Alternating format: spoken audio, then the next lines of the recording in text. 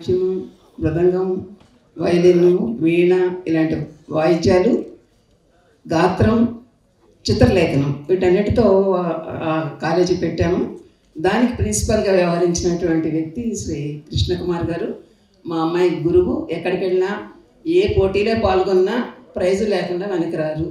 అలాంటి వ్యక్తి, అంత ప్రతిభాశాలి. వారిని మాట్లాడవలసిందిగా కోరుతున్నాను.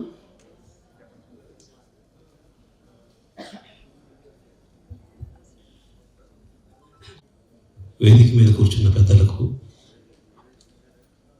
ఈనాటి కార్యక్రమానికి చేసినటువంటి అతిథులకు అందరికీ పేరు పేరున హృదయపూర్వక నమస్కారాలు.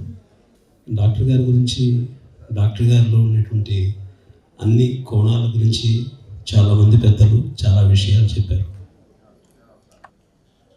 ఇప్పుడు నేను చెప్పబోయేది Achyutarama college of fine arts, అంటే డాక్టర్ గారి పెదనాన్నగారి పేరున స్థాపించినటువంటి ఒక సంగీత నాట్యాలయం గురించి నేను మీకు ఇప్పుడు చెప్పబోతున్నాను. దానికంటే ముందు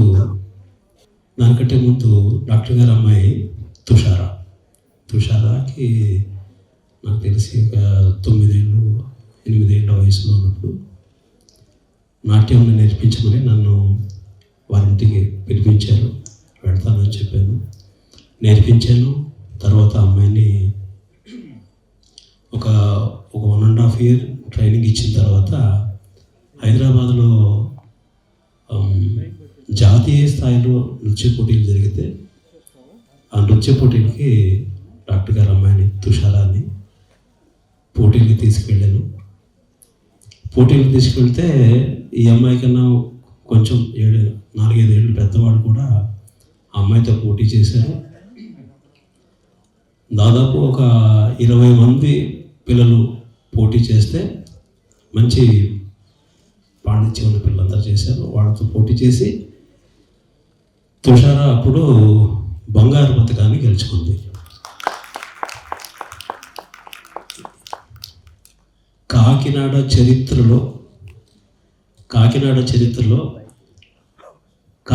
చరిత్రకి డాన్స్ పరంగా మొట్టమొదటి బంగారు పతకాన్ని సాధించి పెట్టింది ఆలూరి తుషారా. కాకినాడ పట్టణ చరిత్రలోనే మొట్టమొదటి బంగారు పతకం సాధించింది ఆలూరి తుషారా.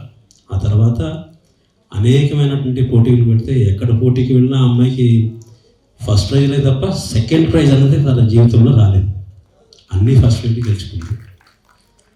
తర్వాత ప్రపంచ తెలుగు మహాసభలో అమెరికాలో జరిగితే ఆ ఆహ్వానాన్ని అందుకుంది. ఉభయ గోదావరి జిల్లాల నుంచి అంతర్జాతీయ వేదికల మీద నాట్యం చేసినటువంటి తొలి నర్తకి తుషారా. అప్పటిదాకా విదేశాలకి నాట్యం నుంచి ఎవరు రకరకాల విభాగాల నుంచి వెళ్ళి ఉండొచ్చు, కానీ నాట్యపరంగా, కూచిపూడి నాట్యపరంగా ఎవరూ వెళ్ళలేదు. అలాంటి మొట్టమొదటి ప్రపంచ తెలుగు మహాసభల వేదికలో అమెరికాలో జరిగినప్పుడు అమెరికాకి వెళ్ళి, కాకినాడ నుంచి అమెరికాకి వెళ్ళి మన ఉభయ గోదావరి జిల్లాల నుంచి కూడా ఎవరికీ దక్కని ఘనత ఆ అమ్మాయికే దక్కింది. తొలి నర్తకిగా ఇప్పటికీ కాకినాడ చరిత్ర ఉన్నంతకాలం కూచిపూడి విభాగంలో విదేశాలకు వెళ్ళిన తొలి నర్తకి అంటే ఆలూరి తుషారా అని చెప్పాల్సిందే. అలా అనేక అవార్డులు, అనేక ప్రశంసలు. అమెరికాకి వెళ్ళినప్పుడు ఎస్పి బాలసుబ్రహ్మణ్యం గారి కచేరీ జరుగుతుంటే వారు ఈ పిల్లలు చూసి మా కచేరీకి ముందు డాన్స్ చేస్తామని అడిగారు. బాలసుబ్రహ్మణ్యం గారి కచేరీకి ముందు. అప్పుడు బాలసుబ్రహ్మణ్యం గారితో పాటు ఈ అమ్మాయి కూడా ఆయన కచేరీ చేసే సంగీతం పాటలు, సినిమా పాటలు పాడితే దానికి ముందు తుషారా డాన్స్ చేసింది ప్రపంచ తెలుగు మహాసభల వేదికల మీద. అది తుషారా గురించి ఒక క్లుప్తమైన పరిచయం. ఇప్పటికే కాలాతీతం అవుతుంది కనుక చాలా చెప్పాలనుకున్నాను, బట్ కొంచెం కట్ చేసి షార్ట్కట్లోకి వస్తున్నాను. అలాగా ఆ విధంగా తుషారా ఒక చైత్ర యాత్ర అని చెప్పాలి. కరెక్ట్ మాట ఏంటంటే తుషారా ఆ రోజుల్లో అన్ని పోటీలకు వెళ్ళి ఒక చైత్ర యాత్రను సృష్టించింది మా తుషారా. అప్పుడు డాక్టర్ గారు ఇంకా ఎక్కడ ప్రోగ్రాంకి వెళ్ళినా, ఏ ఊరికి వెళ్ళినా, ఏ రాష్ట్రానికి వెళ్ళినా, ఎక్కడికి వెళ్ళినా కూడా నాతో పాటు తుషారతో పాటు తుషార వాళ్ళ నాన్నగారు మురళీకృష్ణ గారు మాతో పాటు వచ్చేవారు. అన్ని ఊర్లకి వచ్చేవారు. ఆయన చాలా సున్నితమైనటువంటి స్వభావం, హెల్పింగ్ నేచర్ ఉన్న స్వభావం, అందరినీ ఆదరించే స్వభావం. ఏ ఒక్కళ్ళు చిన్న బాధపడుతున్నా కూడా ఎక్కువ స్పందించి తన చేతనైన సహాయాన్ని, నాకు బాగా తెలుసు, ఒకసారి ఒక వ్యక్తి హాస్పిటల్లో ట్రీట్మెంట్ కోసం వస్తూ వేరే హాస్పిటల్లో జాయిన్ చేశారు.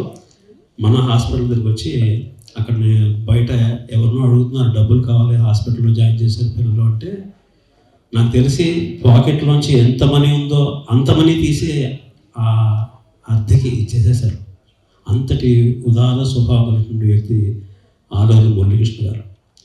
సో ఆయనతో చాలా కాలం ట్రావెల్ చేశాను. ఈ ప్రదర్శనలకి నేను వెళ్తున్నప్పుడు అప్పుడు చెప్పారు ఆయన, మాస్టర్ గారు ఈ సంగీతము, నాట్యము ఇవన్నీ ఉన్నాయి కదా, మన ఇంట్లోనే ఒక మ్యూజిక్ కాలేజ్ స్టార్ట్ చేస్తే ఎలా ఉంటుంది అని మాస్టర్ గారు మురళీకృష్ణ గారు చెప్పడం జరిగింది. తప్పకుండా అని అన్నాం. నేను ఆయన కలిపి మద్రాసు వెళ్ళాం. మద్రాసు వెళ్తే మద్రాసులో పెద్ద మ్యూజిక్ కాలేజీలో ఒక రీసెర్చ్ ఇన్స్టిట్యూట్, అంటే రకరకాల వాద్యాలన్నింటినీ కూడా పాతకాలంగా సంగీత నాట్యాలన్నీ స్థాపించాలి అనే సంకల్పం వచ్చినప్పుడు అది డాక్టర్ గారి ద్వారా మురళీ గారికి వచ్చి మురళీకృష్ణ గారు నాకు చెప్పడం జరిగింది. మేమిద్దరం కలిసి మద్రాసు వెళ్ళి మద్రాసులో ఒక రీసెర్చ్ ఇన్స్టిట్యూట్ దగ్గరికి వెళ్ళి ఈ వాద్యాల గురించి, ఇతర వాటిలన్నింటినీ ఎట్లా కొనుగోలు చేయాలి, ఎక్కడ బెస్ట్ ఉంటాయి అని కోరుకున్నప్పుడు అని ఆలోచిస్తూ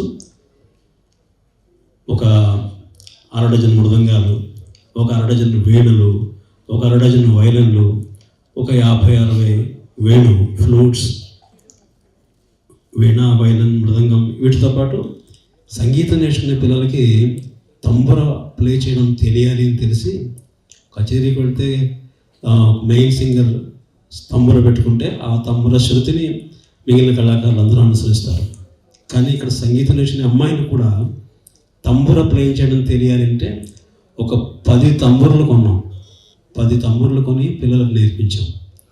అలాంటి ఆ విధంగా సంగీత వాద్యాలన్నీ తీసుకొచ్చిన తర్వాత అందరూ మెచ్చుకోదగిన, గుర్తుంచుకోదగిన విషయం ఏంటంటే, అప్పటికి డాక్టర్ విజయలక్ష్మి గారి హాస్పిటల్ దేదీప్యమానంగా వెలుగుతూ ఉంది.